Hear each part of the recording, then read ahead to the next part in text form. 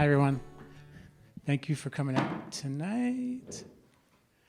So, a couple of things about tonight that I want to do is talk to you about how to cleanse and why we need to detox. You know, I'm trying to get a place where I can see you. This is the last month of winter. And there's things that we really need to do. Nature has a harvest, and that harvest is a prescription for staying healthy. And we have the 1 month of winter left, and then spring comes, and there's a whole new prescription laid out for us to, again, stay healthy. Now, in the winter, it's very cold, it's supposed to be cold, and very dry. It's for sure dry, right? And to the extent that we get extra dry in the winter, which we do, is to the extent that we actually make excess reactive mucus in the spring, in this so-called rainy, muddy season. At least we're hoping for that. So the idea is that nature in the wintertime provides us with more meats and soups and stews and heavy, higher fat, higher protein foods, kind of an Atkins type diet in the winter. And if we followed the seasons and lived off the land, we would eat a very high protein, high fat diet in the winter. That's just what's available, a much more dense food supply. In fact, the digestive system is in fact stronger in the wintertime.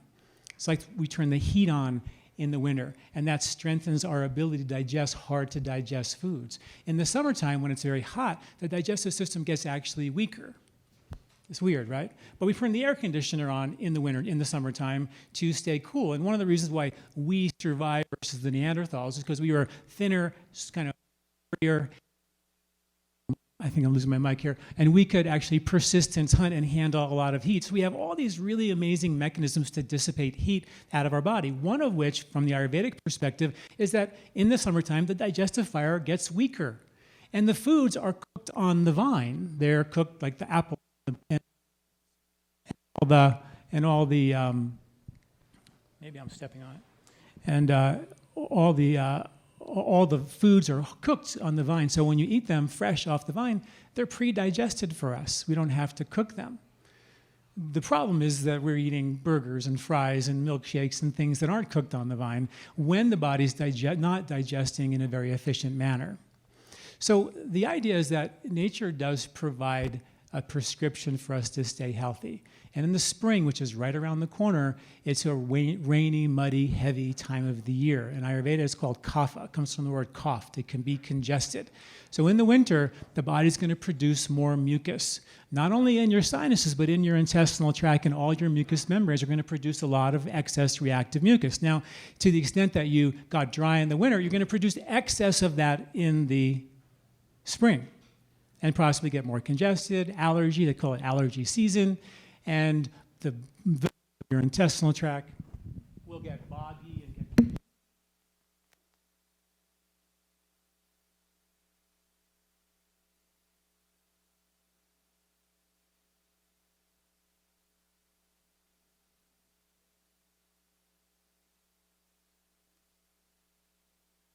We know that, huh? I know, I'm waiting, I'm just talking. Here we go. So the deer, what they do in the spring is they chew on these little microgreens, which we now know are like 4 to 5 times more, have more of nutritional value than the full-grown plant does. So these little microgreens are kind of like the new cool thing. And the deer chew on them like crazy, and they have, and the green valleys in the spring are like this fluorescent, chlorophyll-rich green. And what happens in the spring is the deer do, eat these greens, and they clean out their intestinal villi. And when in the wintertime, when we get very dry and produce excess reactive mucus, what happens to us is we produce a lot of mucus in your gut. So here's your intestinal tract here. And on the inside your intestinal tract, you have your villi. And they're mucous membranes, right?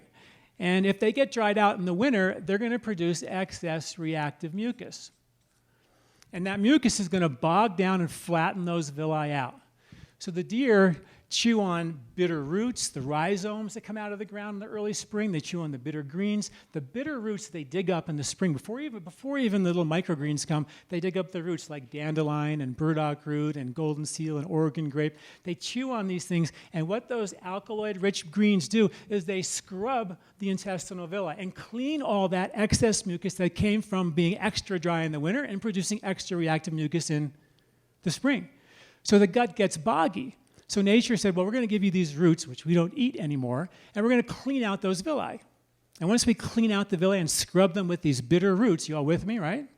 We then eat these microgreens, these fluorescent-rich, chlorophyll-rich greens, and they fertilize the good bacteria in your intestinal tract.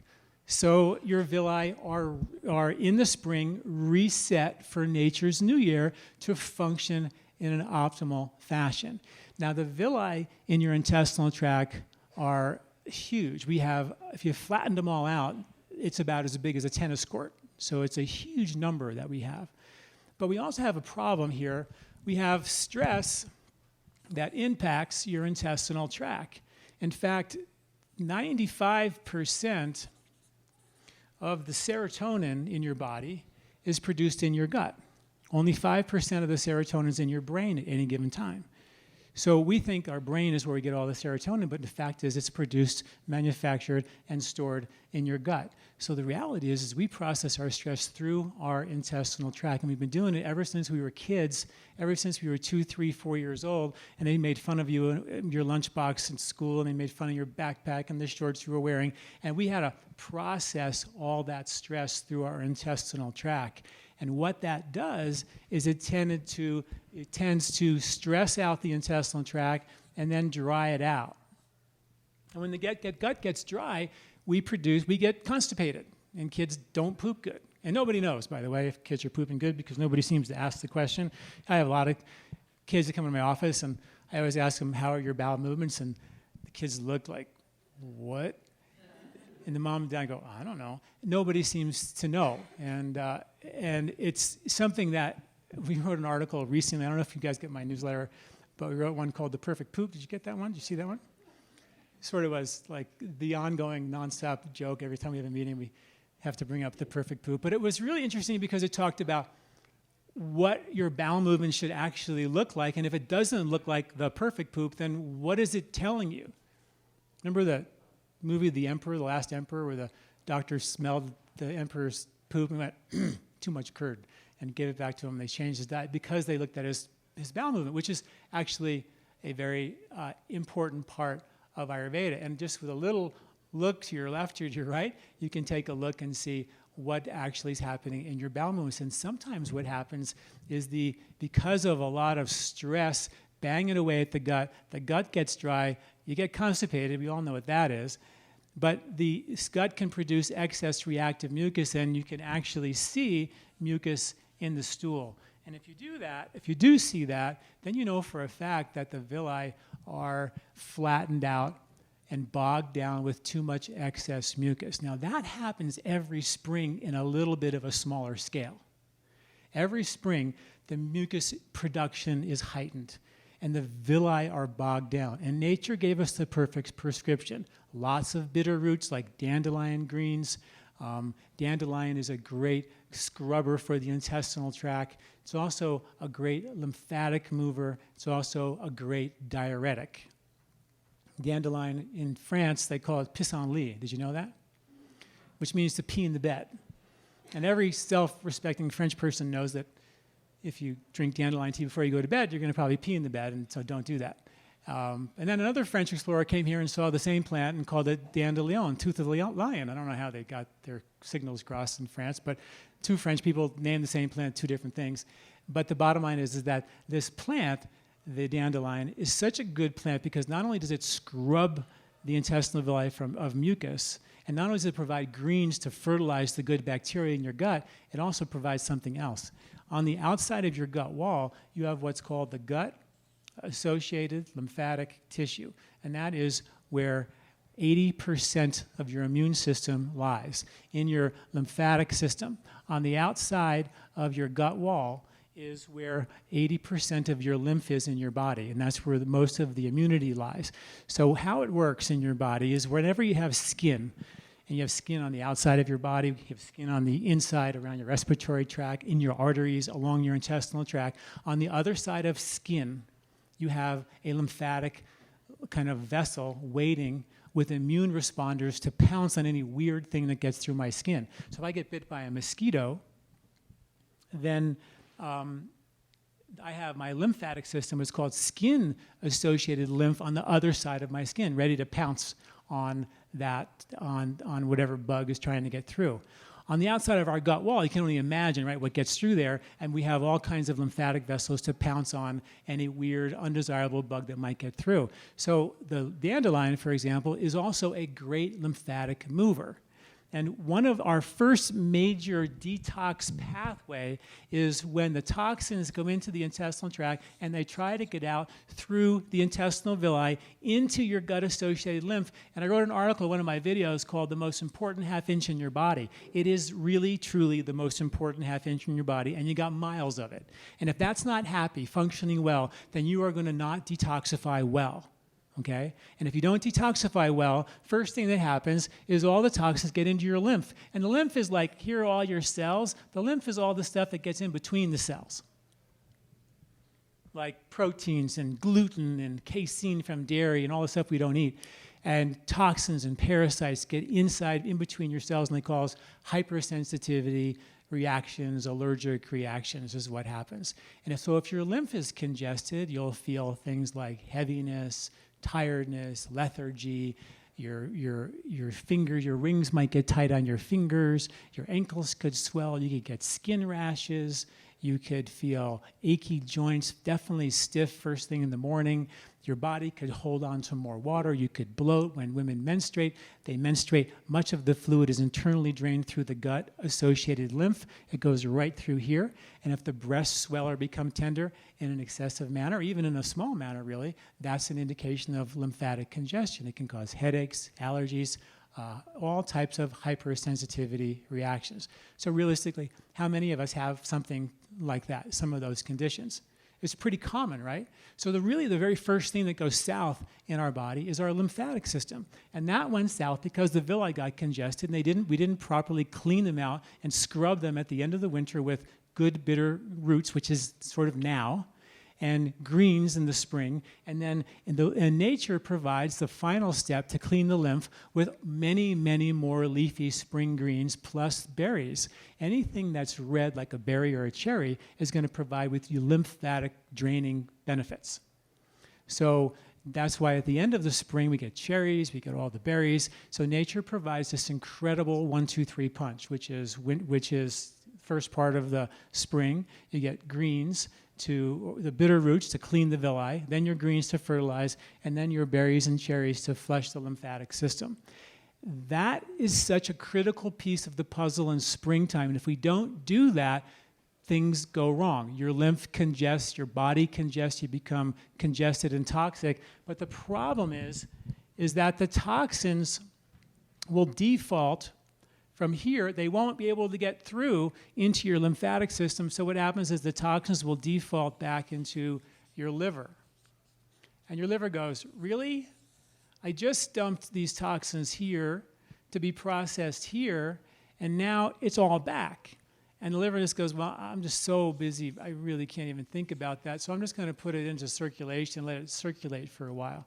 And the blood just says, well, these toxins we're talking about here, guys, are fat-soluble toxins, pesticides, preservatives, heavy metals, environmental pollutants.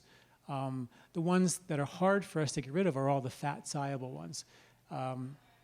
The water-soluble toxins are very, very easy. The liver has to take all these fat-soluble toxins and convert them into a water-soluble toxicity so they can be flushed out of the body through the kidneys or through the intestinal tract.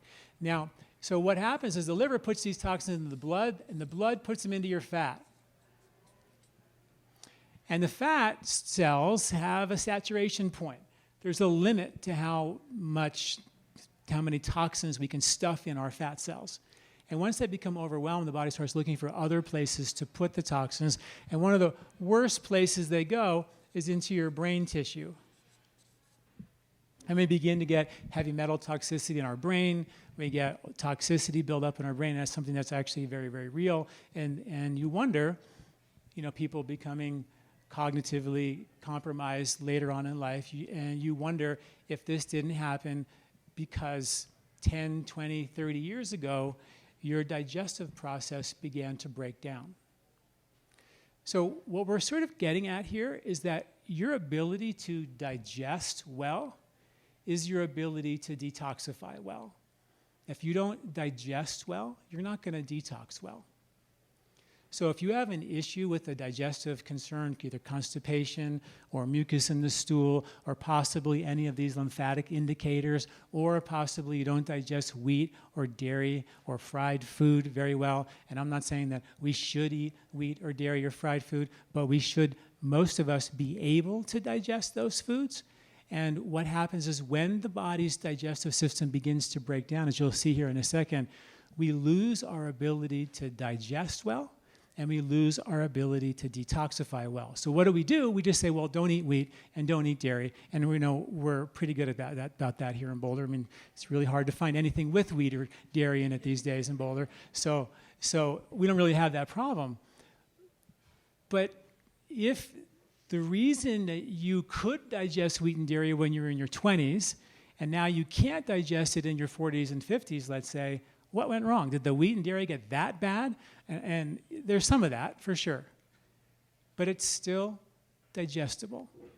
So what I would suggest is that if you have trouble digesting wheat and dairy, or even fried food, or fatty food, and you avoid those foods, that's sort of like you can only eat and keep yourself pure to a certain extent. There's heavy metals, mercury, for example, that come from the coal mine plumes that cover all the organic vegetables. And when you eat them after you wash them, they're still there. And if you can't digest wheat or dairy or fried food, you're not going to be able to break down that mercury. That mercury is going to come in through here. It's going to end up here. It's going to go right back into your liver, into your blood, and potentially into your brain. And it's actually very real. It's happening a lot. So stay with me for a minute, and you'll see exactly how this works, okay? So let's say, how many of you have trouble eating wheat or dairy? Okay, so one of the things that I want to do with you tonight is give you strategies not only to detox, but to reset digestion. Because if we just go ahead and detox all the fat cells, which are like right here, and we say, okay, we're going to detox all these fat cells and get rid of them, where do they go? Where do all the toxins go? We know for a fact that they're stored in your fat cells. That's pretty well documented. Even DDT from 30, 40 years ago is probably still in our fat cells today. And they're stored there, and they can stay there for a lifetime. And if you go pulling them out, where do they go? Now, if your liver, the reason why they got there in the first place was why? Because the liver didn't know what to do with them, was overwhelmed, right? So wouldn't it make sense before we go shoveling out stuff out of our stored fat cells that we make sure the liver knows what to do with it? And that the villi are happy and the lymph system is functional and your detox and therefore digestive pathways are optimal. That make sense? So when these toxins come into your liver, the liver gets congested, and what happens is your bile becomes thicker, congested. And when your bile becomes thick and your bile becomes congested, you don't digest fats that well. We become lousy fat burners. And many things happen when you become a lousy fat burner. We are supposed to be phenomenally good fat burners. That's what humans can do. We can go for days without food. Now I can't go hours without food. We've been told we should eat every 2 to 3 hours. That's never happened before in the history of mankind. And matter of fact, if you go back, you go to Europe today and in Italy, they don't do that. Most cultures don't do that. We were pretty much, most of us probably raised not to eat snacks. So one of the things that happens when we become a lousy fat burner, our bile becomes congested, we don't burn our own fat that well. So we're forced then, therefore, to do what? Eat more frequently. And when we eat more frequently, there's some issues with that. I'll show you here. If you have breakfast and then you have lunch, and then you have supper, okay? And then in here you have a snack, like some nuts or an apple. In between breakfast and lunch, you're going to burn the snack or the apple, okay?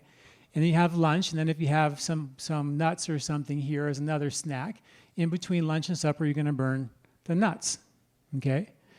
So if you want your body to burn fat, what it should do is between breakfast and lunch, it should burn fat. From lunch and supper, it should burn fat. And all night long, you should burn fat and break the fast with breakfast. That's how we are generally designed. Most cultures have been doing it that way for literally thousands of years. Today's studies show that Americans, particularly Westerners, are not going into fat metabolism at night any longer. They've lost their ability to be good fat burners.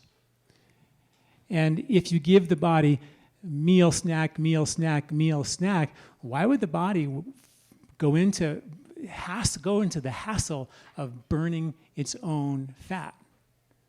It's a big hassle to do that. When they feed me every 2 hours, I just sit there and wait for the food. I eat off the buffet. It's great. It's like I get free food. I don't have to do any work for this. So that's what the body will do. It'll get very used to eating meal, snack, meal, snack, meal, snack. Now, no question that if your blood sugar is really high and then crashing and really high and really crashing, if you open up the textbook of medicine, you're going to see the medicinal diet for that is eat 3 meals a day or 6 meals a day, little meals all day long. And that'll keep your blood sugar from going too high and too low, okay? But it will never get you back to being a good fat burner. It'll never get the body to go from breakfast all the way to lunch, from lunch all the way to supper, from supper all the way to breakfast, and become a good fat burner. Fat burner means you sleep through the night really well. The second most common reason for people who can't sleep at night is because they're a lousy fat burner. When people crave food during the day, sugar, candy, Coke, Starbucks, whatever it might be, it's because we're not having energy that's stable throughout the day. And one of the best things about being a good fat burner is you're turning over the fat cells. You're forcing the body to detoxify and turn the soil.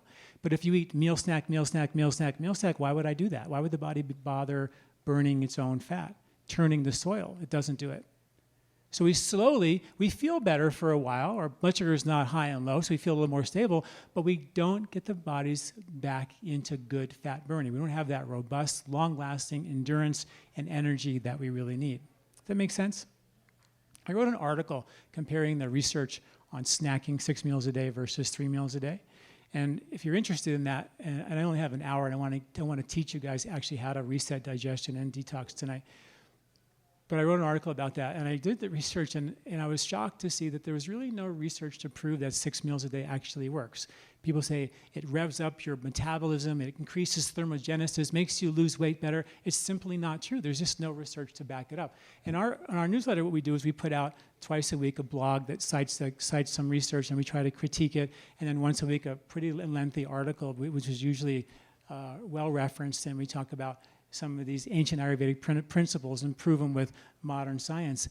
And I really do, as best I can, really scrub and look at the research, and I just couldn't find anything really to prove that this snacking was really that great. Now, for hypoglycemia, it's a medicinal diet, but once you get your medicine and you get better, don't we get off the medicine? Isn't that what we should be doing? But we don't in our culture anymore. We get on medicines and we stay on them for the rest of our life. And it's very important for us to realize that we can create a level of stability by becoming better fat burners. Now, here's what happens. Your bile becomes thick. You start craving more foods. You don't feel that good because you constantly are feeling hungry. Let me do it. Let me get another picture here so you guys can see this more clearly. So here is your liver here, and here is your stomach here. And your stomach is producing acid, and your liver is producing bile, okay? When the acid comes into your small intestine, the bile neutralizes it. That makes sense? And your pancreas is over here too, and it also is involved in neutralizing those acids, okay? But what if you have lots and lots of stress that's banging away at your gut. The villi have gotten flattened out. Your lymph system's congested. And these toxins that the liver dumped here are being dumped back here. The bile's gotten thick. And now you're not producing as much bile as you once did. What's going to happen? You're going to start to not digest fats that well. You're going to eat greasy food. You're going to feel like terrible. You're going to feel sick to your stomach. It just sits there. It's going to bloat you, possibly even make you feel nauseous. If you feel any of those things when you eat a really hard to digest creamy sauce meal, and I'm not saying we should eat that food. I'm just saying that these kinds of hard to digest meals are sort of a test to see just how strong your digestion is and therefore how well you're detoxifying. And if you're not digesting good, you're not detoxifying good. And that is a kind of a silent accumulation of toxins that down the road can cause some real problems, okay? Now, so if the bile is not being produced well, you're not going to do well with fatty food. The stomach acid that gets produced here, after a while, if there's not enough acid to neutralize it, a couple of things are going to happen. The stomach's going to say,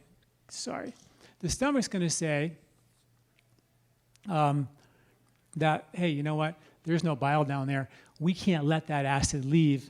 So as a result, we better do what? Just leave the acid in your stomach, and it's going to cause heartburn, reflux, GERD, a major problem that affects about 20% of the population.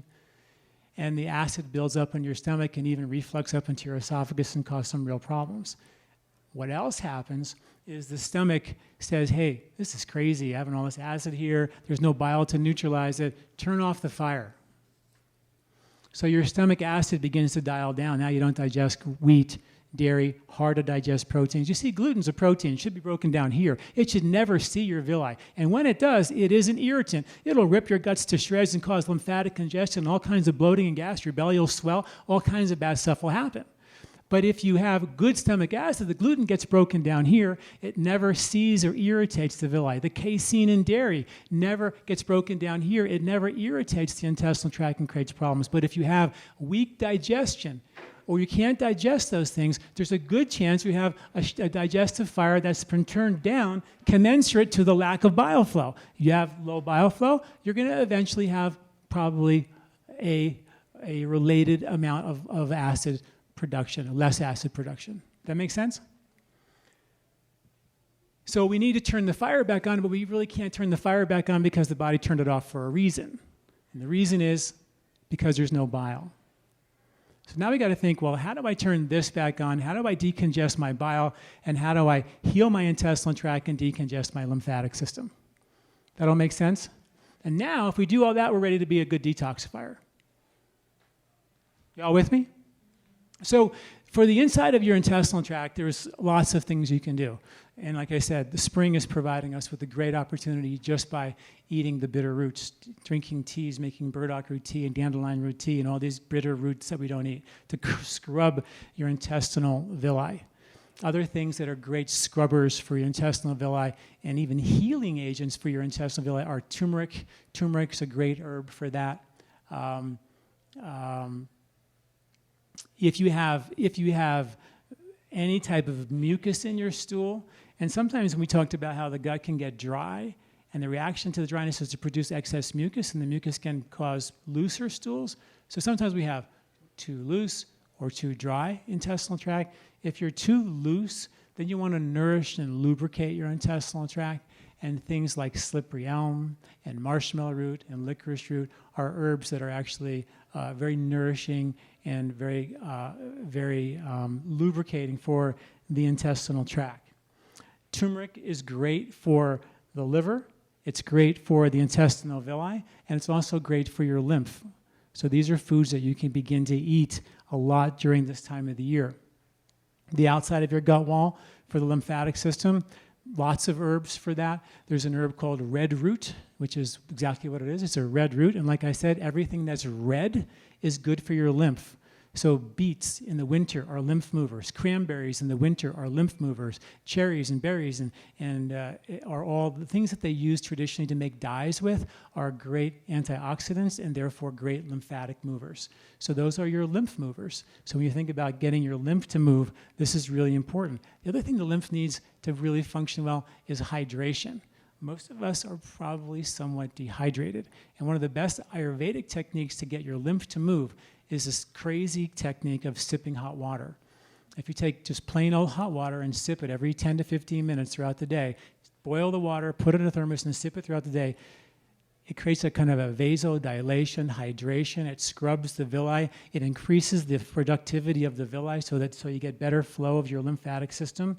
And if you do that every day for 2 weeks, it's a powerful rehydration technique. That plus drinking regular amounts, 6 to 8 glasses of water per day.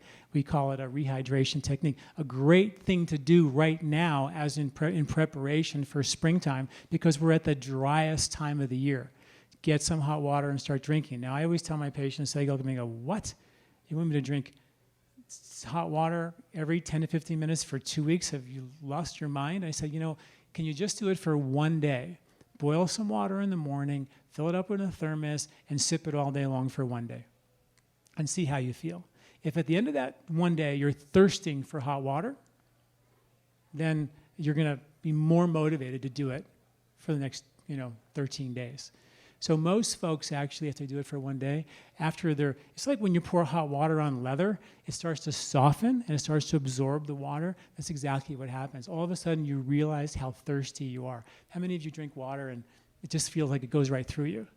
And this is a way where you can really begin to feel like you're rehydrating yourself. And I can tell you, I've been teaching this technique for many, many years now, and I can't even tell you how many people write me, email me, and tell me how amazing the results are just by sipping hot water, and that's a great lymphatic mover. Things that will decongest your bile. Beets, probably one of the best decongestors for your bile are beets and radishes and cinnamon, and all your leafy greens are really, really important.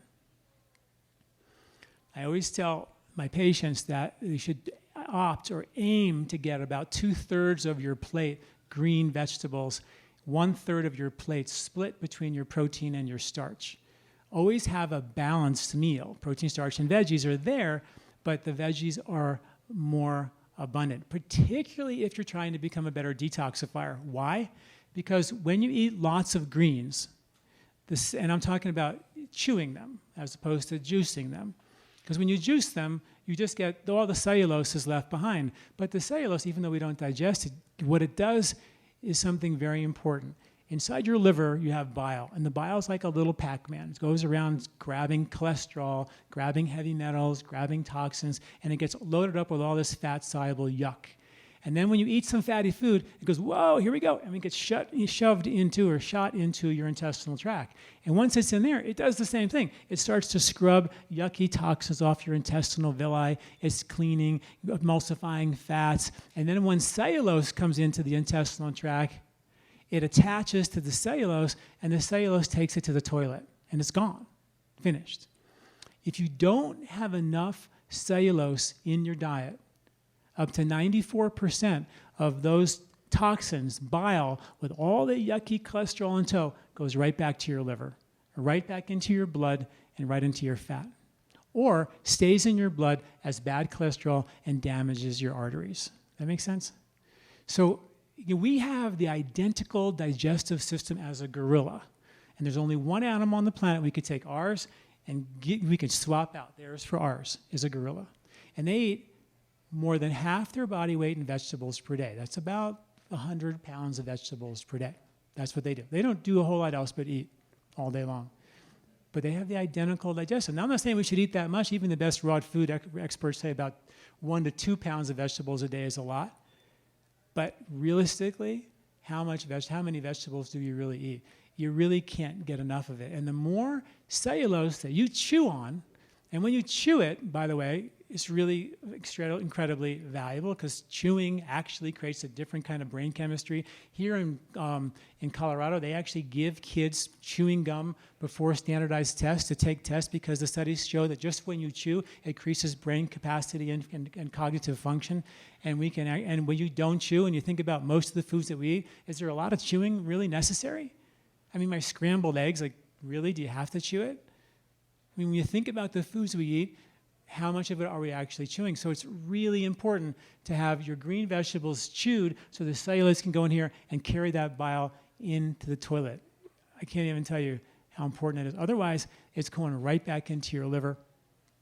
And your liver is involved not only in getting rid of your fats, not only in making sure your energy lasts a long time, not only in detoxifying you, but your liver is involved in regulating your blood sugar. And your blood sugar, we always think of pancreas, but vast majority of your blood sugar regulation takes place in your liver. And you have two things happening. You have your pancreas coming through here and your bile coming through here. And if the bile ducts are congested, the pancreatic duct, before it enters into the intestinal tract, guess what it does? It hooks up with your bile duct. So if you have congested bile and you don't digest fats very well and you've avoided them, and I can't tell you how many patients I ask, how do you do if you eat greasy fried food? And they go, I haven't eaten that, and I have no idea. I have no idea how I would do with that because I haven't eaten it in 20 years. And when I really dig in, we find out that when I did eat heavier foods, it didn't feel so good, so I don't eat them anymore. That's what I don't want you to just say, that's good enough. It's not good enough. Because that not feeling good with those heavier foods will turn off your digestive fire. And the combination of this and this, getting this turned off, that will congest your bile. Your pancreatic enzymes won't flow very well. And now you have a decrease in digestive enzymes, and everybody just says, well, just take digestive enzymes. As you get older, you don't make them, and you need to take digestive enzymes. That is so not true. In fact, if you take a lot of digestive enzymes with a lot of amylase in them, if you look at your digestive enzyme pill bottle, it says amylase. Guess what amylase does? It injects sugar into your bloodstream, which is like the very last thing we want. In a culture where 1/3 of the American population are pre-diabetic, you have 100 million Americans pre-diabetic as we speak. 90 million of them, according to the CDC, don't even know they're pre-diabetic. They don't know it, 90 million people. And the experts say in the next 10 years, every adult American will be pre-diabetic. I'm really a big fan of knowing your blood sugar. If there's one thing that you guys can do to make sure that you ward off heart disease down the road, which is the #1 killer in America, and the #1 cause of the #1 killer is blood sugar. Now, the numbers for blood sugar are important. So I'm going to show you something, and this is really important for your health. When you go to the doctor and they take your blood sugar fasting, your glucose should be, the goal of your glucose should be between 70 and 85 milligrams per deciliter. That's where you really want to be. Anything greater than 100 is prediabetes. Many labs don't even screen you until 116 or 110. Most of them now are going to 100. But nobody says a word to you if your numbers are 99. Now, there are many studies that show when your numbers are over 85, just over 85, not over 100, which is prediabetes, and 100 million Americans are there. If you're over just 85, you have a 40% increased risk of dying of a heart attack or stroke. 40% increased risk. They did a study with 43,000 non-diabetic men. 80% of them were over 85. So when you think those numbers, 80% are over 85, and 100 million Americans are over 100, I mean, who's left? So when they came out a couple years ago, we sourced these little, very cheap kind of, hospital-approved glucometers, blood tests, and I started giving them to my patients and saying, I want you to test it. And man, I tell you what, almost everybody was pre-diabetic. The studies it was just right on. And I'm a big believer of go buy yourself a $15 glucometer, take your blood sugar in the morning, and don't wait for your doctor to tell you 10, 15 years from now that your numbers are a little bit high. If they're over 85, they're high. And when those numbers go high, here's what happens. Number one, when the sugar goes high in your blood. And why does it go high? Because your liver got congested, your intestinal villi got congested, your lymph got congested, your bile ducts got congested, your stomach fire got turned off, and you don't digest well. And if you don't digest wheat and dairy well or greasy fried food well, like I said, I'm not saying you should eat it, but if you can't digest it, your digestion / detox is compromised, your liver's getting congested, now we got problems. The blood sugar starts to creep up and rise. And when that happens and the sugar goes into your blood, the number one thing it does, it goes right to your brain. Sugar, the brain uses sugar. And there's an enzyme in your brain that gets rid of the excess sugar, thank God for that. But that same enzyme gets rid of the plaque out of your brain too. So if you're spending the next 20 years, and many of you are young, you spend the next 20 years just eating whatever you want, sugars, day sugar, molasses, these kinds of things that we think are healthy, but they're still, I was looking at, we were in the store this morning with my wife, and we were just looking at, we hadn't had lunch, we were at a track meet, and we wanted to eat something, we went, and I said, let's just see what this protein shake will have. It was some kind of pre-mixed protein shake. It was 16 ounces in the thing. 8-ounce serving size on the label, 28 grams of sugar for 8 ounces. The whole bottle, which is not that big, was 52 grams of sugar. I was like, you're kidding me, right? He said, well, let's try the pomegranate juice. Pomegranate juice, 33 grams of sugar for whatever the serving size was. And I was like, we see there are so many hidden sugars. And when that rises in your blood sugar just a little bit, the enzyme that's trying to take the sugar out is not available to get the plaque out, and the plaque stays residual in your brain tissue, and it can set you up for cognitive issues and Alzheimer's and different types of Parkinson's and things down the road. Alzheimer's is basically diabetes of the brain. And it's completely reversible if you know what your blood sugar is now in your 20s and 30s and 40s, and don't let it get to be 110 or 120. Don't let it get there. So you go out for dinner, have a glass of wine, some dessert, you go home next morning, check your sugar, 110. Okay, I know that didn't work for me. So then next night you go home and you eat a really good meal, really low carb meal at night, you wake up in the morning, go to bed early, get a good night's sleep, you wake up and your numbers are in the low 80s. You're like, yes, it's good. You will begin to scrub and know exactly what works for you lifestyle-wise and what doesn't work for you. And tell you what, it's just taking responsibility for your health, because what happens is when that sugar goes up, it goes directly into the fat, so it makes us fat, belly fat mostly. It goes right into your liver and creates cholesterol problems, so cholesterol levels start to creep up. And the very worst thing it does is it goes right into your liver and it glycates. So what happens is the sugar goes into your blood and it sticks to proteins in your blood. The sugar and the proteins clump together. And they clump with special proteins, collagen and elastin, the two that make your skin youthful. But when your skin on the outside starts to age or become thin, it's due to a process called glycation, because your proteins and your sugar are sticking together and clumping. And now your circulation of your proteins and your sugar into the very distal refined capillaries isn't as good. The lymphatic drainage becomes congested and your skin starts to look yucky. You start to lose complexion, you start to wrinkle prematurely, because good chance your sugars are creeping up and you have no idea, because nobody told you. But you really need to look at that yourself. It's just such a simple, easy thing to do. When the sugars clump to these proteins, they also become extremely damaging to the arteries.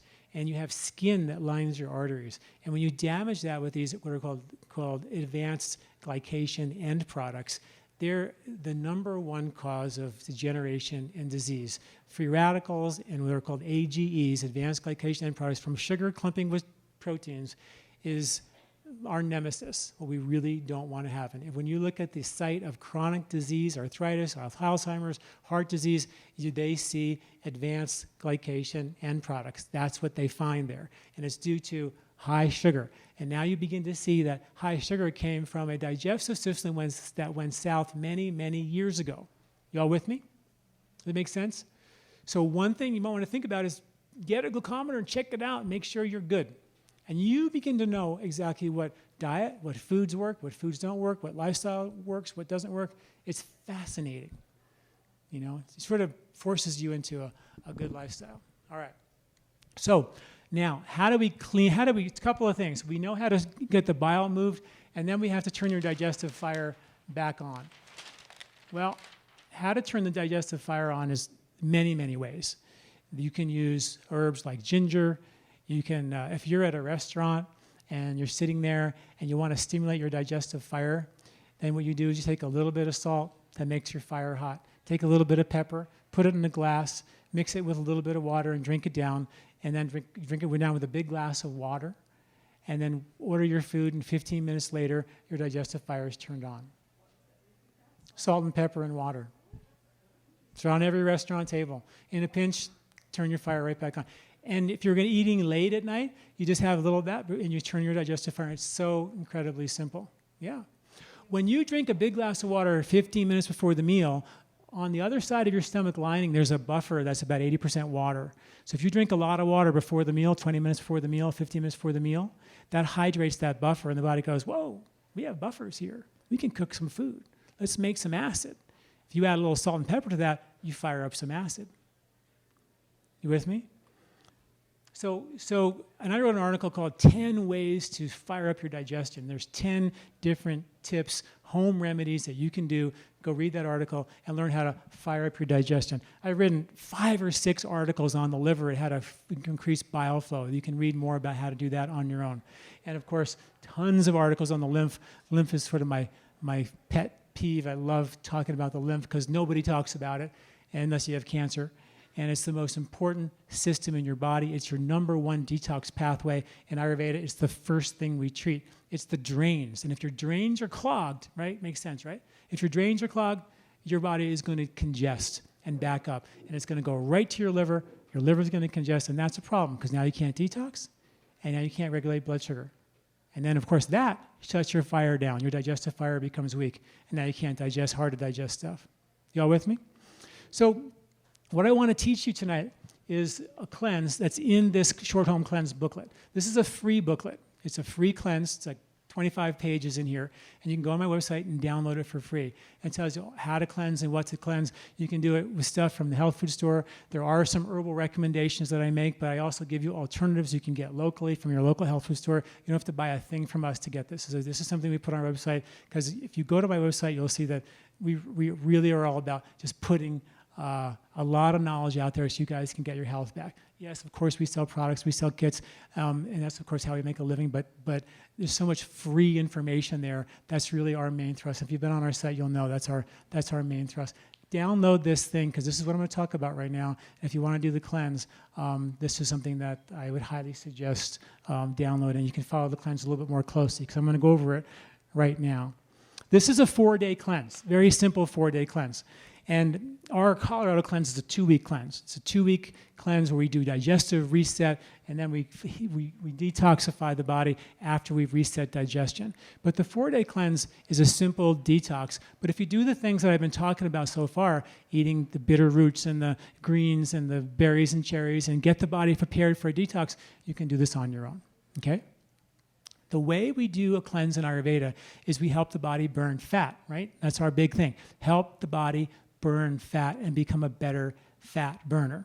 And I should say that when we help the body burn fat, we're not only getting rid of toxic chemicals, pesticides, preservatives, environmental toxins, we're getting rid of molecules of emotion. And in Ayurvedic medicine, it's been shown that, well, it's been talked about for thousands of years, that mental ama, old toxic mental emotional patterns of behavior, are actually locked away in our fat cells, and they remotely make us think and do the same dumb stuff again and again and again in our life.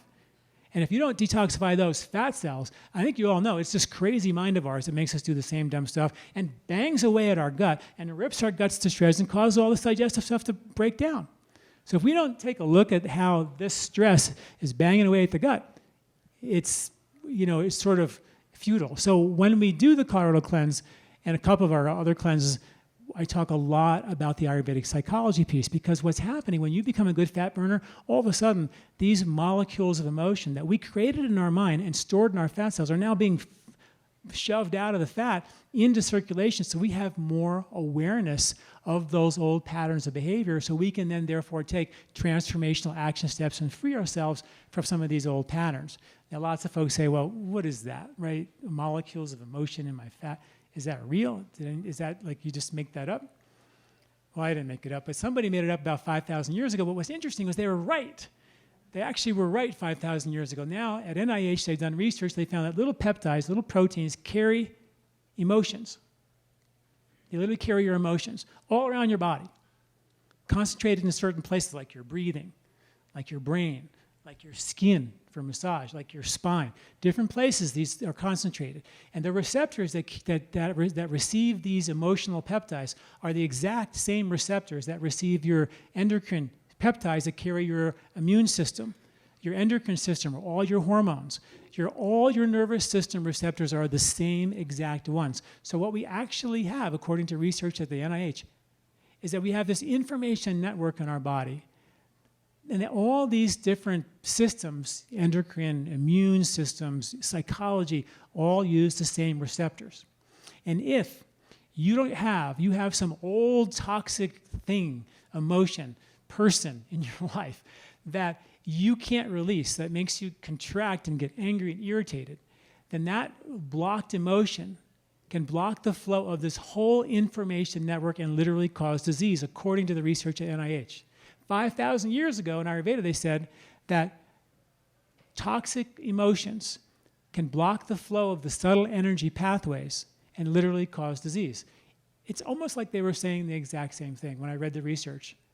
So make no mistake about it. When you do a detox that helps the body be a good fat burner, you're getting the body able to take a deeper look at itself. And that's why here in Boulder we have a retreat center where people come and they spend 7 days with us, and they do 3 to 5 hours of yoga, breathing, and meditation, 2.5 hours of Ayurvedic therapies, plus the detox, plus the digestive reset to really open up these fat cells, kind of let these emotional toxins be released in a very safe place, and we guide them through a Ayurvedic psychology self-inquiry process so they can have the clarity to make those real powerful transformational steps. But in the Colorado Cleanse, we give you self-inquiry exercises along the way as well. So here's how it works. For 4 days, you have a no-fat diet. So for 4 days, you have a no-fat diet, and every day, the first day, you take 2 teaspoons of ghee, clarified butter. If you want to use flaxseed oil, you can do that too. Second day, 4 teaspoons of ghee. Third day, 6 teaspoons of ghee. And the fourth day, 8 teaspoons of ghee. So first thing in the morning, you take some ghee and you drink it down. That makes you burn fat because you just drank a whole bunch of ghee. It contracts your gallbladder. You're going to find out just how well your gallbladder is working and how well your liver is making bile by having this ghee. It's going to flush the bile and force you into fat metabolism. And if you have no fat in your diet for the whole day long, you're going to continue to burn your own fat and become a better fat burner. If you have some dietary fat, you're just going to burn your dietary fat and the cleanse is over. So if you have a bunch of ghee in the morning and no fat all day long, you're going to flip your body into fat metabolism. And the cool thing about this is you're eating 3 meals a day. We typically recommend khichdi, which is a rice and bean soup that you make, which is a perfect protein, so it keeps your blood sugar really stable.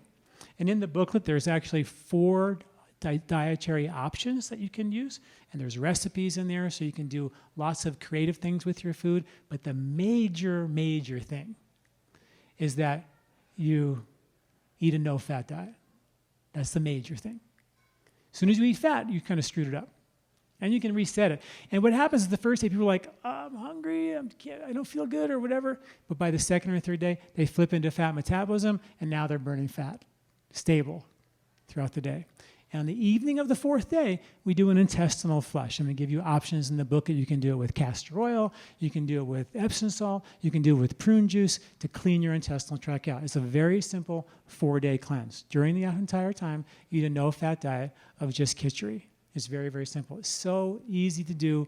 You can work, you can do all your chores. Usually by the 2nd day, you're in fat burning and you feel really less hunger, because you're in fat metabolism. And the important thing that I should say is that even though you're in fat metabolism, you're not hungry, please eat. Because if you don't eat and you think, wow, I'm not hungry, I don't want to eat anything, and your blood sugar crashes, then that becomes an emergency, and the body goes, store fat, crave sugar. So the cool thing about this cleanse and our Colorado cleanse is as soon as you feel strain and you're using willpower to make this happen, you've defeated the purpose of the cleanse. You created stress, and the body under stress doesn't burn fat. So that's what's kind of neat about it. So it's kind of a great self-awareness thing. If I'm really straining and struggling through this process, it's a problem. Now, in the Colorado cleanse, which we're giving away a free one tonight, you have, and we do this event twice a year where people do it together as a group. And it's a very fun thing. We have sometimes 500 or 800 people doing it together from around the world. And you get emails every morning from us. We are all staff cleanses with you. You get conference calls. There's online forums you can communicate with, emails. There's all kinds of support so you feel like you're really part of a group. And that's kind of a really neat thing for folks to feel like they're part of a group when they do it together. So that's the Colorado cleanse. It's a 2-week digestive reset and then the detox. And of course, there's short home cleanse, free download. Go ahead and do it. Read the articles about how to reset your digestion, and that you can do very easily on your own as well. Okay, I think we've run out of time. I'm getting pulled off the stage. So thank you all for coming. Thanks for listening. Appreciate it.